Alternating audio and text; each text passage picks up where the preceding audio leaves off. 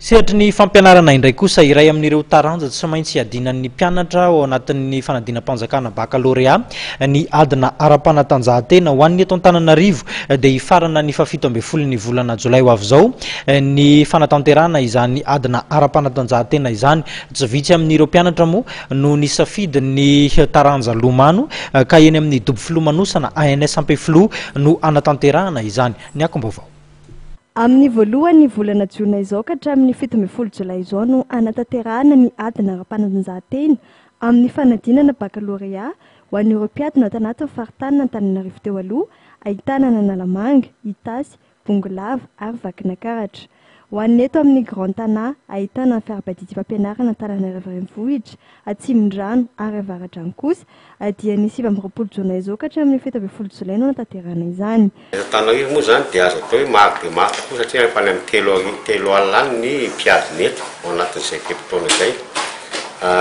Fa tsy irona fa eto Antananarivo Grand Tana filaza azy dia hitambaran'ny mpiadina amin'ny Siscosin fahatadidin'ny mpampianarana Antananarivo renivohitra, Atsimondrano ary Avaradrano. Dia mitsinjara izy ireo amin'ny centre dimy lycée Rabearvelo, Nanisana, Faravohitra, ny LTC ary ny lycée Andohalo. Ny série A1 sy ny série C dia ao amin'ny lycée Rabearvelo no mikarakara azy.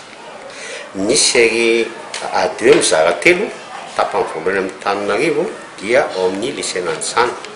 Ny tapany faharoa miaraka amin'ny Itosy Apitataty ao amin'ny lycée Faravohitra.